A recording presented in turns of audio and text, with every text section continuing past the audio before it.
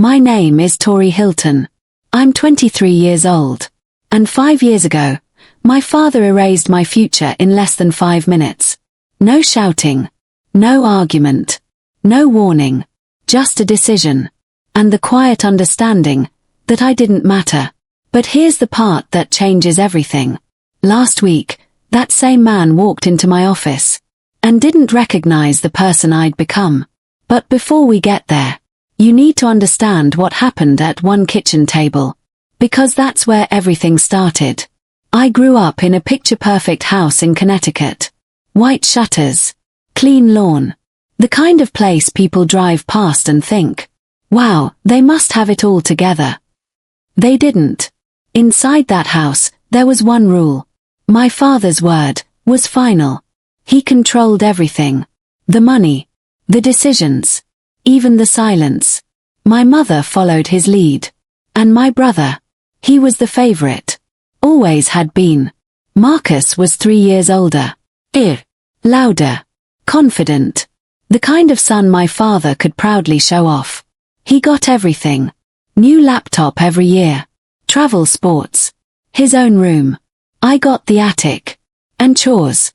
And the unspoken expectation to stay out of the way. I was good at something, though. Art. Not just doodling, real design. Structure. Space. Concepts. My teacher once told me I had the kind of talent people build careers on. I brought that home once. A full recommendation. My father looked at it for maybe 4 seconds. Then said, "That's not a real career." And that was the end of that. But there was one thing that was supposed to be equal. The college fund. My grandparents had set it up when I was born. $175,000. Same as Marcus. For once, something was fair. I remember the night my father announced it at dinner.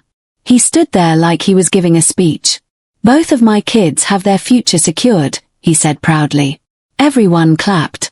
And for a second, I believed him. I thought, maybe I mattered too. I was wrong. Because 2 years later, that same money became a decision. It was a Sunday morning. Quiet. Normal. My father sat at the head of the table. Marcus next to him. My mother by the counter, not looking at anyone. "Sit down," my father said. So I did. And then he said it. "I've made a decision about the education funds." My chest tightened. "Your brother needs it more." That was it. Just like that. All of it will go to Marcus. I didn't react right away. I just looked at him. Then at my brother, who didn't even look guilty. Then at my mother, who didn't look at me at all. "Your brother has real potential," my father continued calmly. "You should learn a trade." A trade. Like my future was something to downgrade. Like I was something to downgrade. And then came the worst part. "Your mother agrees." I looked at her. Waiting. Hoping. For anything. She didn't speak. Didn't move. Didn't defend me. That silence hurt more than anything he said. And in that moment, something inside me shut off. Not anger. Not sadness. Just clarity. I said one word. "Okay." Then I stood up, walked upstairs, and started packing. Because if I stayed, I would never be seen. And if I left, at least I had a chance. How did I walk away with only $340? And why was one forgotten phone number about to change my entire life? I didn't leave that house immediately. Not dramatically. Not emotionally. I left, strategically. Because I knew something my father didn't. If I walked out too early, I'd lose everything. So for 2 days, I stayed quiet. Finished my final exams. Walked across that graduation stage. Got my diploma. And then, I disappeared. No goodbye. No confrontation. Just a backpack, and $340 in my account. That was it. That was my entire life at 18. I left a note on the kitchen table. Short. Simple. You already made your choice. Then I walked out. And didn't look back. At first, survival was all that mattered. I found a cheap room in New Haven. Shared apartment. Strangers. No questions. Got a job at a coffee shop within a week. Enrolled in community college. Barely scraping by. But for the first time in my life, everything I had was mine. No control. No permission. No one deciding my future for me. And still, there was something I hadn't touched. A small piece of my past. Something I'd almost forgotten. My grandmother's box. She was the only person who ever truly saw me. The only one who believed in me without conditions. Before she passed, she told me something strange. I left something for you, she said. A man will help you find it, when you're ready. At the time, I didn't understand. I thought it was sentimental. Something small. Maybe jewelry. But inside her box, there was just one thing. A folded piece of paper. A name. A number. I carried it with me for 2 years. Never called. Because I didn't think I needed it. Until one night, everything almost fell apart. I was sitting on my bed, looking at my bank balance. $214. Rent due. Tuition coming. And no backup plan. For the first time since leaving, doubt crept in. Maybe my father was right. Maybe I wasn't built for this. Maybe I had made a mistake. My phone was in my hand. I almost dialed home. Almost. But then I saw the box. My grandmother's voice echoed in my head. Your hands and your mind. No one can take those. So instead of calling home, I called the number. Richard Keene. He answered on the second ring. Calm. Steady. Like he'd been expecting me. I've been waiting for your call, he said. That stopped me cold. Waiting. For 2 years, he added. My heart dropped. Turns out, he had already tried to reach me. Multiple times. Letters. Important ones. Sent to my house. Letters I never received. And suddenly, everything made sense. My father didn't just take my money. He made sure I never found another way. But he missed one thing. Me. I went to meet Richard the next day. Sat across from him in his office. And that's when he told me the truth. My grandmother didn't leave me something small. She left me something powerful. A trust. $12,000. Set aside just for me. Untouchable. Protected. Mine. Not life-changing money. But enough. Enough to breathe. Enough to stand up again. But then he said something else. Something that changed everything. I also reviewed your college fund records. My heart stopped. What your father did. He paused. Wasn't just wrong. It was illegal. If I had proof my father stole $175,000 from me, why didn't I fight back, and what did I choose instead? I sat there, staring at that document. My father's name. The date. The amount. $175,000. Transferred out of my account. Into my brother's. No permission. No explanation. Just, gone. And for a moment, I felt something I hadn't allowed myself to feel since I left that house. Anger. Real anger. Not the quiet kind. The kind that makes your hands shake. The kind that makes you want justice. I can get it back, right? I asked. The lawyer didn't lie to me. You can try. He explained everything. The law. The violation. The case. Technically, I had every right to sue. What my father did wasn't just unfair. It was a breach of legal duty. I could take him to court. Force him to pay it back. Expose everything. And for a second, I imagined it. Standing in front of him. Hearing a judge say he was wrong. Finally being seen. Finally being right. But then reality hit. Lawsuits take time. Money. Energy. And my father didn't even have the money anymore. He had already given it away. Spent it. Chased some illusion of potential. Winning a case wouldn't give me my life back. It would just keep me tied to him. And that's when I realized something. This wasn't about money anymore. It was about who I was going to become. I could fight him. Or I could build something he could never take. So I made a decision. I'm not going to sue. The lawyer looked surprised. But he understood. Then build something better, he said. And that's exactly what I did. I used that $12,000 carefully. Every dollar mattered. Tuition. Equipment. Rent. No waste. No safety net. Just discipline. And pressure. A lot of pressure. The next 2 years weren't inspiring. They were exhausting.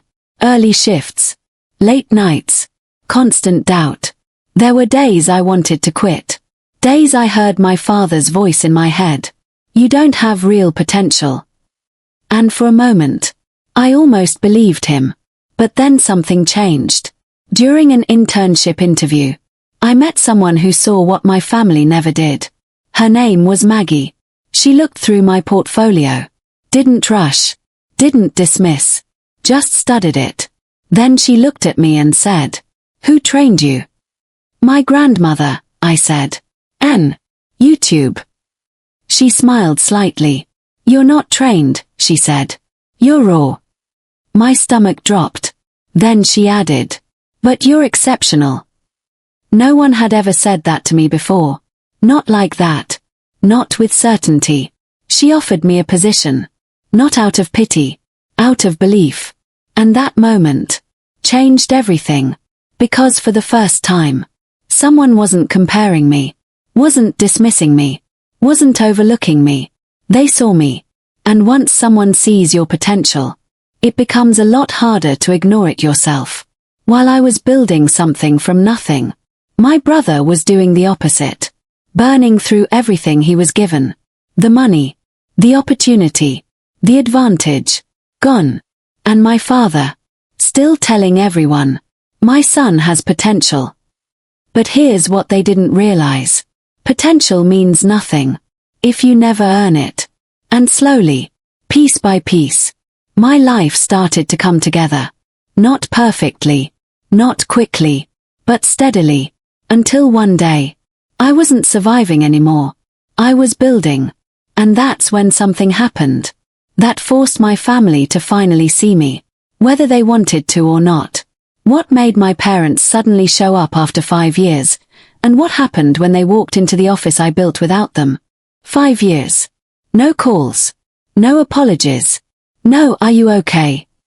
Nothing. And then one morning, my assistant's voice came through the intercom. "3 people are here to see you, they say they're family." My body went cold. Because I already knew. It was them. My father. My mother. My brother. After 5 years of silence. They didn't call. Didn't ask. They just showed up. Like they still had the right. I sat there for a moment. 10 seconds. That's all it took to decide. I could avoid them. Pretend I wasn't there. Or, I could face them. On my terms. Send them up, I said. I adjusted my blazer. Sat at my desk. And waited. Not as the girl who left with $340. But as the woman who built something from nothing. The elevator doors opened. And I watched them walk in. My father first. Still trying to look in control. My brother behind him. But smaller now, less confident. And my mother. Barely holding herself together. They walked past 40 employees. Past my company name on the wall. Past everything I built. Without them. And for the first time. They were the ones out of place. I didn't go to greet them. I stayed seated. Because this wasn't their house anymore. It was mine. When I walked into the conference room, my mother saw me first. Her knees buckled. Not because of the office. Not because of the success. But because of the way I looked at her. Calm. Distant. Like a stranger. "Please, sit," I said. Professional. Neutral. Controlled. My father tried to recover quickly. "You've done well," he said. Like he was evaluating me. Like he still had authority. I let the silence sit. Then asked one question. "How can I help you?" That's when everything shifted. They didn't come to reconnect. They came because they needed something. My brother leaned forward. I could use some help, he said. Business advice, maybe financial support. There it was. The truth. Not regret. Not guilt. Need. I looked at him. Really looked. And asked, "Are you a client?" He blinked. What? If this is business, I said calmly, my rate is $350 an hour. The room went silent. My father's jaw tightened. My brother didn't know what to say. Because for the first time, they weren't dealing with the version of me they remembered. They were dealing with the one they created. My father lost patience. Enough of this, he snapped. We're your family. No, I said. And that word hit harder than anything else. You were my family, I continued. Until you chose otherwise. I reached into my folder, pulled out a single sheet, and placed it on the table. The transaction. Proof. His decision. You didn't just hurt me, I said. You broke the law. For the first time in my life, he had nothing to say. No control. No authority. No excuse. Just silence. My mother started crying. Real crying this time. I should have said something, she whispered. I know, I said. And that was the truth. No anger. No yelling. Just truth. My brother tried one last time. Please. I need help. And I gave him the only answer left. No. Not revenge. Not punishment. Just boundaries. I built this without you, I said. I'm not going to fund your life now. Then I stood up. And ended it. If there's ever going to be a relationship, I said, it starts with accountability. No conditions. No pressure. Just facts. Then I walked out. And left them sitting there. The same way they left me. Alone. But this time, I wasn't powerless. I wasn't invisible. I wasn't the girl they underestimated. I was the result of everything they thought I couldn't be. And as they walked out of that building, without apology, without answers, without control, I realized something. I didn't need them to admit I was enough. Because I had already proven it. To myself. If you were in my place, would you have helped them after everything, or walked away like I did?